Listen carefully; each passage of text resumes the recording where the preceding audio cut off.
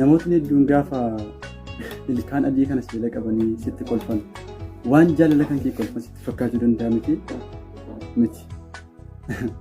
Namootni hedduun gaafa ilkaan adii kanas jala qabanu jaalala kan kee waan kolfan sitti fakkaachuu danda'a miti.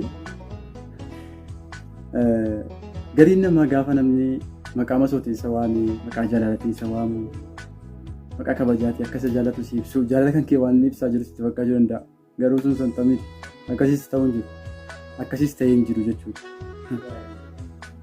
Wanta hundarraa barachuun barnoota fudhachuun nutti baratu. Fakkeenyaaf namootni tokko tokko gaafa ati lubbuudhaan jirtu, gaafa ati rakkattee fuuldura isaan hidhattee gargaarsa isaan gaafattu yookaan liqii isaan gaafattu otoo qabanuu wallaahi hin qabu jedhanii kakachuu danda'u.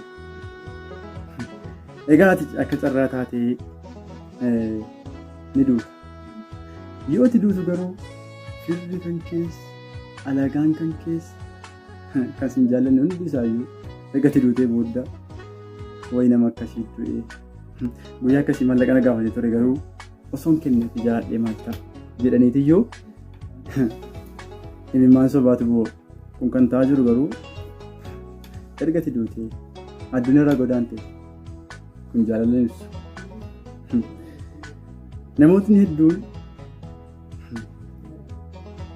har'a gaafati fuuldura isaanii jirtu, isaan bira jirtu, isaan keessatti argamtu abadan jaalala kan kee akkas jaallatan siin ibsan. Jibbaa kan kee otoo ati gartee deemtee fuula isaanii dura dhaquu baatte illee baay'ee gammadan. Jibbaarraan kan ka'e jechuudha. Gammachuun kan kee yoo ati fuuldura isaaniitti gammaddee kolfites isaaniif dhukkuba. Nama dhalma namaati. Abadan. Garuu yoo ati duute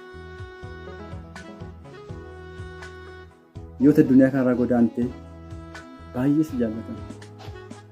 Gaafa lubbuun jirtu si jibbaniiti egaa ati duute immoo jaalala kan kee ibsu bara. Kun jaalala ta'uun ibsa? Jaalala hin ibsu abadan. Mee taateedhuma yeroo dhiyoo kana keessa ta'u ilaaluu dandeessa. Egaa amma teekinooloojiin guddatee namni hunduu kan qaama waliin beekne karaa sooshaal miidiyaa kanaan wal baruu danda'a. Namootni gariin si arrabsan wanti isaan si arrabsanuu fi si jibbanii yookaan hojii waan nati dubbattu sun isaaniif ta'uu didee miti. Egaan mee fakkeenya siiniif yoon kan kaa'u ta'ee yeroo ammaa teekinooloojiin guddatee baay'ee bal'atee jira. Namootni biyya garaagaraa ta'anii karaa sooshaal miidiyaa kanaan wal baranii waliin jiraataa jiran. Namoonni gariin nama waan taateef si jibban. Jecha dhugaa yoo itti dubbattees jechi kan keessa dogongora ta'e otoo hin taane waan si jibbanuuf si arrabsan. Nagarree si mudanne wanta akkasii. Yoo hojii khayrii tokko hojjettee waan isaan fayyadu biyya hawaasa fayyadu tokko hojjettees waan jibbaa kan kee qabanuuf si arrabsan. Maqaa hin taane sitti moggaasan. Garuu yoo ta'e duute yookaan balaan makiinaa namni gaa dhukkubsatee du'a. Hirriba keessattis rafee achiin hafuu danda'a. Mukarraa kufee balaa garaagaraatiin konkolaataatiin garagalee du'uu danda'a. Gaafa duute namootni kaleessa si jibban si arrabsan sun hundi isaanii imimmaan sobaa bu'uu agarta bara. Sooshaal miidiyaa kanarratti jechuudha. Kun baga duute jechuu ibsa malee gaddisiif gadduu hin agarsiisu. Ani yoo namni addunyaa guutuu biyya lafaarra jiru hundi isaa kun gaafan du'e naaf boo'e gaarummaa koo faarse maal la fayyadama? Egaa har'a na jibbitee na arrabsitee na xiqqeessitee bor gaafan si biran jirre gaafan du'ee hojii kootii wal quunnamee jaalala kiyya na duuba eegan du'ee addunyaarra jiran faarsuun kan kiyya maal fayyada? Kan na fayyadu namni kan wal fayyadu gaafa lubbuun jiru.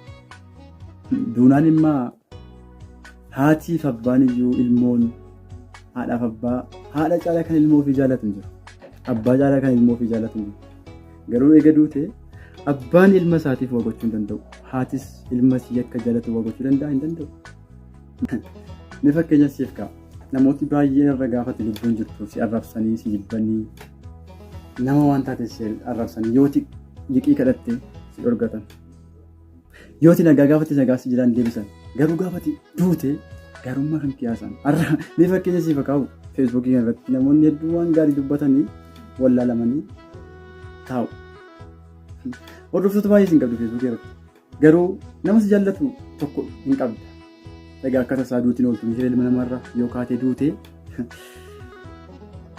eegati duute feesbuukii kan kellee hordoftoota guddaa argachuu danda'a. Takkaa garteeti uummata keenya biratti ati beekaa ta'etuuf yookaan gara laafessaa barakaa eebbifama namaa ta'uudhaaf du'uu qabda jechuudha. Egaa wanta jiidhamuu barbaadu obboleessa kee hundi keessu waan si fayyadu waan biyya hawaasa fayyadu tokko hunda isaa lafa kaa'i barreessi. Maaliif jennaan ati gaduuti booda feesbuukii kan keessa wantoota duraan dabarsitee lafa haaraatti hawaasa bira ga'uu danda'a.